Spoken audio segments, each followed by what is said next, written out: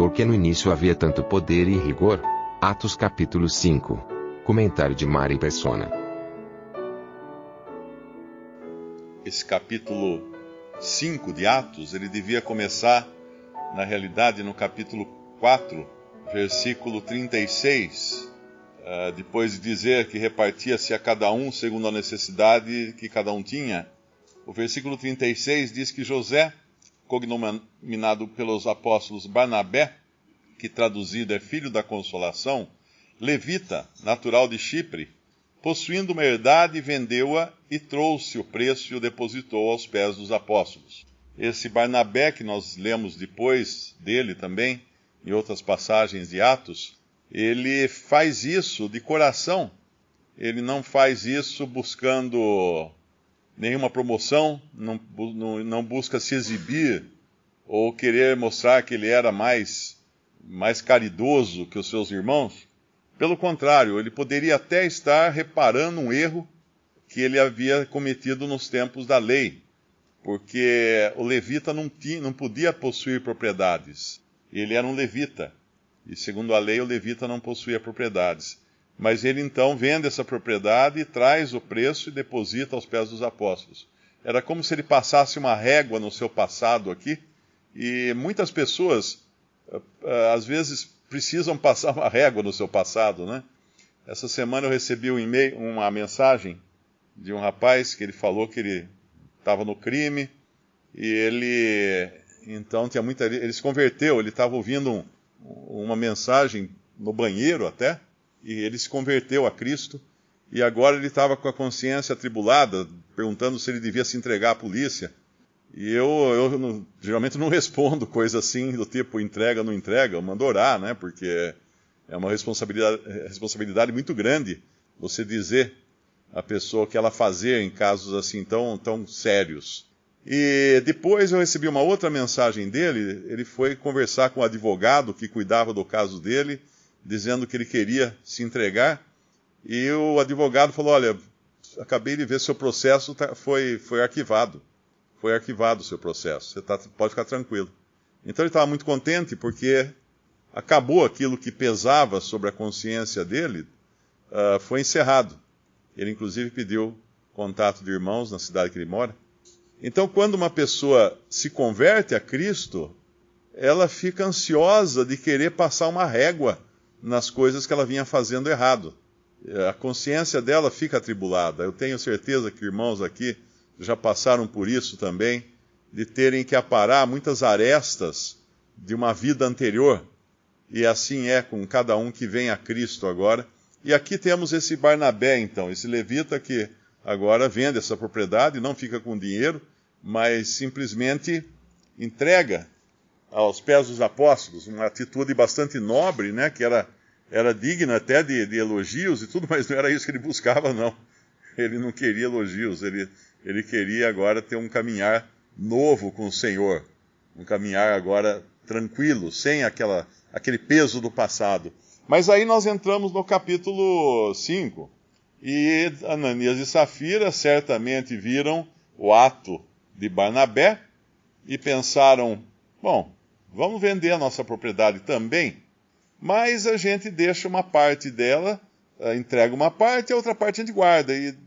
E tudo bem, eles não tinham nenhum dever nem de vender, nenhuma obrigação nem de vender a propriedade, não tinham obrigação de dar o dinheiro para os apóstolos distribuírem entre os pobres ali daquela igreja que se iniciava, e eles poderiam simplesmente vender e ficar com o valor, não tinha problema algum, era deles. É muito importante entender que o princípio da igreja não foi de comunismo, não foi de uma regra imposta, como é no comunismo, quando um governo comunista ou socialista impõe que todos devem ter tudo em comum. Então, o Estado pega as propriedades e depois distribui isso. Então, quem tem uma fazenda, perde a fazenda, ou a fazenda é picada em pequenas propriedades, distribuídas para aqueles que não têm terra, e aí ninguém é dono de nada, todo mundo fica todo mundo dono de tudo, que na realidade não é dono de coisa alguma, não é? Mas aqui não era isso, não era comunismo. E o interessante aqui é que quando Ananias se apresenta a Pedro, Pedro detecta o que tinha acontecido. Ele não pergunta para Ananias, Ananias, o que você fez, né? Ele já começa assim. Disse então Pedro, no versículo 3, Ananias, por que encheu Satanás o teu coração? O apóstolo sabia o que tinha acontecido. Os apóstolos tinham uma autoridade, um poder que nós não podemos imaginar como era, né? Eles foram escolhidos diretamente pelo Senhor, eles tinham uma autoridade que homem algum tem, de condenar à morte uma pessoa, não condenar à morte do tipo vai ser fuzilado, vai ser enforcado, não. Eles condenavam, eles entregavam a Satanás para a destruição do corpo. Nós encontramos em 1 Coríntios capítulo 5, Paulo falando isso, o apóstolo Paulo falando isso para a Assembleia em Corinto, onde havia um homem que estava dormindo com a madrasta, e ele fala, isso aí não tem nem entre os gentios. E vocês estão fazendo vista grossa para isso, não tem nem entre os gentios. E aí ele ordena, ele determina que seja entregue a Satanás, aquele homem, para a destruição do corpo, da carne, para que o espírito seja salvo no dia do Senhor. Podemos até ler lá, em 1 Coríntios capítulo 5, porque isso aqui é importante entender. Versículo 1. Geralmente se ouve que há entre vós fornicação e fornicação tal, qual nem ainda entre os gentios, como é haver quem abuse da mulher de seu pai. Estais inchados, e nem ao menos vos entristecestes, por não ter sido dentre vós tirado quem cometeu tal ação? Ou seja, não era para eles terem matado o homem, era para eles terem tirado o homem da comunhão, porque ele estava num pecado grave, evidente a todos, e continuava na comunhão com os irmãos lá de Corinto. Eu, na verdade, versículo 3, ainda que ausente no corpo, mas presente no espírito, já determinei, como se estivesse presente, que o que tal ato praticou em nome de nosso Senhor Jesus Cristo, juntos vós e o meu espírito, pelo poder de nosso Senhor Jesus Cristo, seja entregue a Satanás para a destruição da carne, para que o espírito seja salvo no dia do Senhor Jesus. Aqui, Paulo, com a autoridade que ele tinha e o poder que ele tinha, delegado pelo próprio Senhor Jesus, como apóstolo que era, e não há mais apóstolos hoje, os apóstolos tinham uma função especial, ele entrega então, e ele determina que esse homem seja entregue a Satanás. Agora, muito importante esse detalhe, para a destruição, no versículo 5, para a destruição da carne. Isso significa a morte do corpo, para que o espírito seja salvo no dia do Senhor Jesus. Ou seja, é um crente. Esse homem é um crente, a salvação dele não sofreu nenhum arranhão, mas o corpo dele foi morto, ou seria morto, né? Pela segunda carta, em 2 Coríntios, dá a entender que esse homem teria se arrependido e a Assembleia, então, deveria perdoá-lo pelo que ele fez. Mas o que demonstra aqui muito claramente é que é um salvo, e ele continua salvo mesmo depois dessa ação apostólica que ordenava que ele fosse morto. A sua alma estava salva. Nós vamos encontrar esse homem no céu. Sim, ele estará lá, nós vamos encontrá-lo. Assim como Ananias e Safira. Porque Ananias e Safira são dois aqui, logo no princípio da igreja, e nós sabemos que aqui nesse momento eram aqueles que haviam se convertido das primeiras pregações ali. E Paulo, Pedro, quando vai conversar com Ananias, ele não pergunta, Ananias, o que você fez? Ele já vai direto no ponto, porque ele já sabia o que Ananias tinha feito. Por que encheu Satanás o teu coração para que mentisses ao Espírito Santo e retivesses parte do preço da herdade? Guardando-a não ficava para ti e vendida não estava em teu poder? Por que formaste esse desígnio em teu coração? Não mentiste a homens, mas a Deus. E Ananias, ouvindo essas palavras, caiu e expirou, e um grande temor veio sobre todos os que isto ouviram. E os jovens, levantando-se os jovens, cobriram o morto, transportando-o para fora, o sepultaram. Então esse aqui, um salvo por Cristo, que mentiu e foi morto.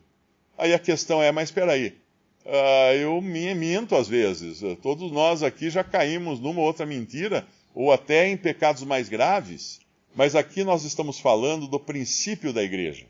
E se havia um momento em que era arriscado qualquer um desafiar o Espírito Santo era nesse momento, nessa inauguração, nesse tempo de inauguração. Um tempo de inauguração de qualquer coisa, de um prédio, de uma praça, de qualquer coisa importante, é um momento muito sério. Todos têm que trabalhar direitinho, não pode ter nada errado, não pode acontecer nada, não pode apagar a luz na hora errada, o microfone do discurso do político tem que funcionar. A inauguração é um momento crítico.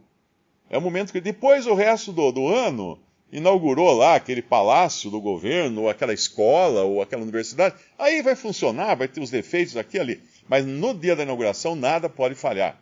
E aqui não podia falhar porque era o começo da igreja. Então a coisa era muito séria. E Ananias e Safira tinham mentido ao Espírito Santo. E isso não podia ser deixado de lado.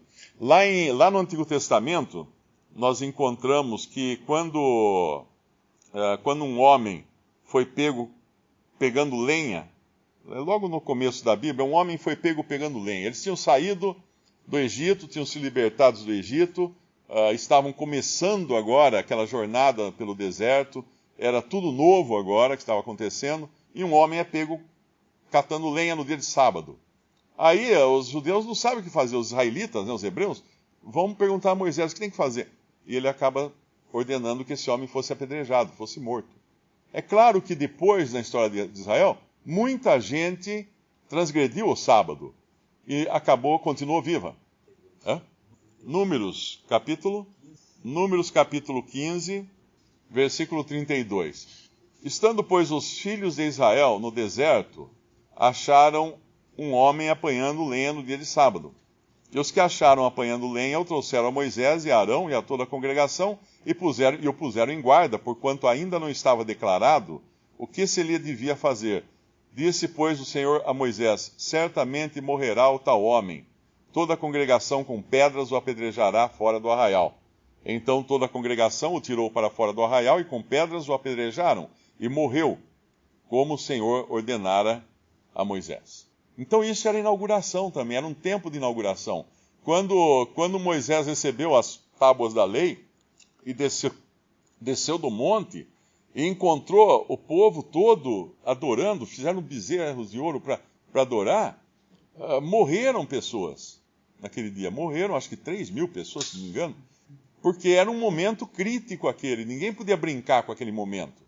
Em outras passagens da Bíblia nós vemos também, aqui no tempo da igreja, desse capítulo 5 de Atos, nós encontramos esse tempo crítico. Então Ananias cai morto, é levado para fora pelos jovens, é sepultado, e no versículo 7, passando um espaço quase de 3 horas, entrou também sua mulher, não sabendo o que havia acontecido.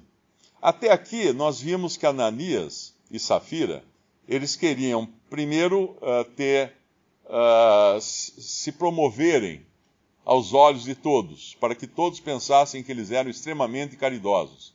Mas, por outro lado, eles também, porque eles podiam ter feito isso sem reter o dinheiro. Eles poderiam ter dado tudo com intenção impura no seu coração de fazer isso para promoção própria. Poderiam ter feito isso. Mas eles não só fizeram isso porque eles deram alguma coisa, deram parte do preço, mas retiveram outra parte. Então eles eram gananciosos também. Eles queriam anunciar a esmola e reter metade dela, por exemplo. Eu dei tanto, mas na verdade o bolso estava contando outra história. E aqui agora, quando nós vemos Pedro chamar Safira, mais um problema se acrescenta, que é o agravo de tudo isso. É no versículo 7. E passando um espaço quase de 3 horas, entrou também sua mulher, não sabendo o que havia acontecido. Disse-lhe Pedro: dize-me, vendestes, portanto, aquela herdade? E ela disse: sim, portanto. Então Pedro lhe disse: por que é que entre vós vos concertastes para tentar o Espírito do Senhor? Olha que interessante. O primeiro recebeu o juízo porque tinha mentido ao Espírito do Senhor. E aqui ele fala de fazer um acordo para tentar o Espírito do Senhor. Isso é mais ou menos como você enxergar um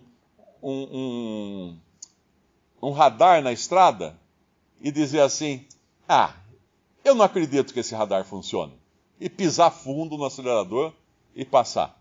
Aí, alguns dias depois, você ganha uma foto do seu carro pelo correio, porque você tentou o radar.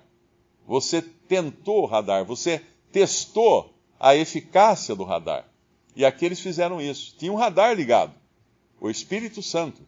E eles combinaram, como se eles falassem assim, vamos ver o que o Espírito Santo é capaz de fazer. Vamos ver se ele faz alguma coisa pra gente, se a gente fizer isso. Acho que não vai fazer nada, acho que não vai acontecer nada. E acontece.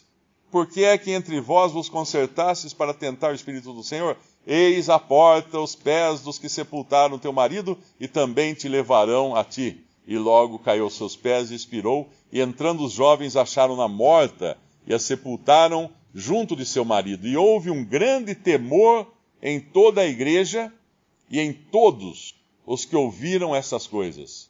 E muitos sinais e prodígios eram feitos entre o povo pelas mãos dos apóstolos, e estavam todos unanimemente no alpendre de Salomão. Quanto aos outros, ninguém ousava juntar-se com eles, mas o povo tinha-os em grande estima. Ou seja, os outros olhavam assim, a coisa aí é séria, gente. Não é para brincadeira que eles estão fazendo isso. É sério. Deus precisava agir assim naquele princípio. Agora a questão é, será que Deus age assim ainda hoje? Na realidade, eu creio que sim. Não com o poder dos apóstolos de entregar alguém à morte, mas lá na própria carta aos Coríntios, nós vemos que, independente dos apóstolos estarem sendo usados para entregar alguém a Satanás para a destruição da carne, para que o espírito fosse salvo no dia do Senhor, alguns já estavam sendo mortos por sua displicência em tratar das coisas do Senhor. Isso está em 1 Coríntios capítulo 11, no versículo 30. Versículo 29, ele fala, porque o que come e bebe indignamente, come e bebe para a sua própria condenação, não discernindo o corpo do Senhor. Ou seja, o que nós fazemos contrariamente à vontade do Senhor é prejuízo nosso, é para prejuízo nosso, independente do que seja. Por causa disso, há entre vós muitos fracos e doentes e muitos que dormem. Porque se nós nos julgássemos a nós mesmos, não seríamos julgados. Mas quando somos julgados, somos repreendidos pelo Senhor, para não sermos condenados com o mundo. Então aqui, o julgamento próprio, previne nós de sermos julgados pelo Senhor. É como quando alguém peca, cai num pecado grave, e esconde isso dos irmãos. Eu não vou contar. Ninguém vai descobrir. Como é que vão descobrir? Ninguém tem bola de cristal para descobrir. E a Assembleia não pode julgar um pecado só por suposição, não é? Supor que pecou. Mas, na maioria das vezes, a coisa vem à tona, como nós sabemos e já vimos muitas vezes, não é? Mas, mesmo quando não vem à tona, se a Assembleia não é colocada em cena para julgar ou para disciplinar, alguém vai ter que disciplinar. E esse alguém será o próprio Senhor. É o que está falando aqui. Porque se nós nos julgássemos a nós mesmos, não seríamos julgados. Mas quando somos julgados, somos repreendidos pelo Senhor, para não sermos condenados com o mundo. Então, se eu fujo do julgamento que o Senhor delegou à Assembleia para disciplinar aqueles em pecado, se eu consigo fugir disso, eu não consigo fugir da disciplina. Eu consigo fugir da disciplina da Assembleia, mas não vou conseguir fugir da disciplina do Senhor, porque de uma maneira ou outra Ele vai me pegar. Ele vai me disciplinar. Porque o Pai disciplina aquele a quem Ele ama. Então, é muito temeroso, né? Na vida do cristão, ele deve sempre entender que o radar está ligado. Não existe nada que a gente faça que seja oculto aos olhos de Deus. Às vezes, algumas coisas são ocultas aos olhos do Senhor, dos irmãos, né? Mas nunca aos olhos do Senhor. E esse desafio de Ananias e Safira, de tentar o Espírito, custou a vida deles. Porque quando um crente não serve mais para ficar como um testemunho de Deus no mundo, ele é simplesmente retirado daqui. É como quando um governo chama o seu embaixador de volta. Se ele está se comportando de maneira imprópria no país onde ele representa, no estrangeiro onde ele representa o seu país, o governo do seu país simplesmente o convoca: vem cá, pode voltar. Você só está fazendo coisa errada aí, só está manchando a imagem do país aí. Então vem para cá. E assim Deus faz com seus filhos também. Não é perda da salvação. Muito importante entender isso. Nenhum salvo perde sua salvação. Mas podemos ter a vida perdida. A vida aqui nesse mundo perdida. Em 1 João, capítulo 5, versículo 16... Se alguém vir seu irmão cometer pecado que não é para a morte, orará e Deus dará a vida àqueles que não pecarem para a morte. Há pecado para a morte, e por esse não digo que ore. Toda iniquidade é pecado, e há pecado que não é para a morte. Aí ele vai falar no versículo 18, sabemos que todo aquele que é nascido de Deus não peca, mas o que de Deus é gerado conserva-se a si mesmo, e o maligno não lhe toca. Aqui duas passagens, ou dois assuntos, que são bastante mal interpretados ou corrompidos na interpretação da maioria dos cristãos. O primeiro é o pecado para a morte. O pecado para a morte é pecado para a morte do corpo.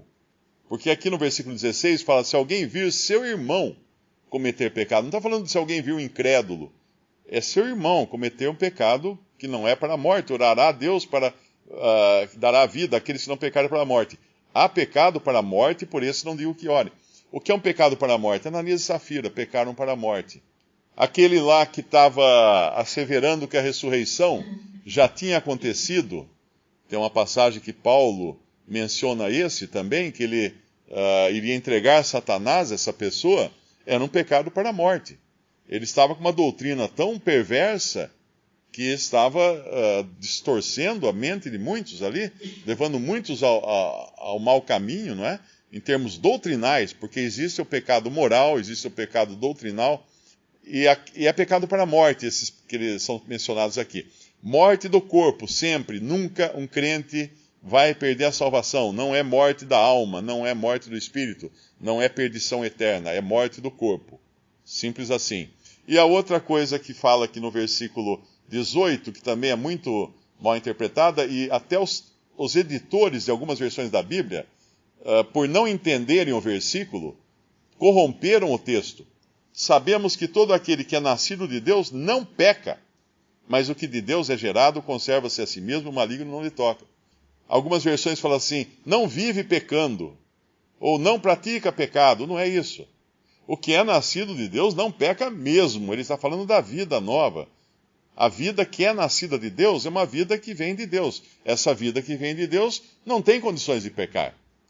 Nós temos essa vida, porque somos nascidos de Deus.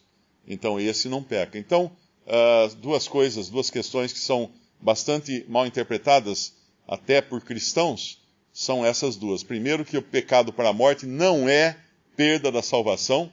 E segundo, que esse versículo fala aqui, o nascido de Deus realmente não peca.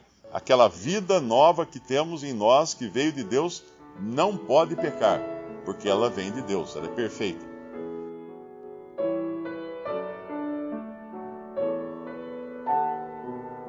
Visite Respondi.com.br. Visite também 3minutos.net.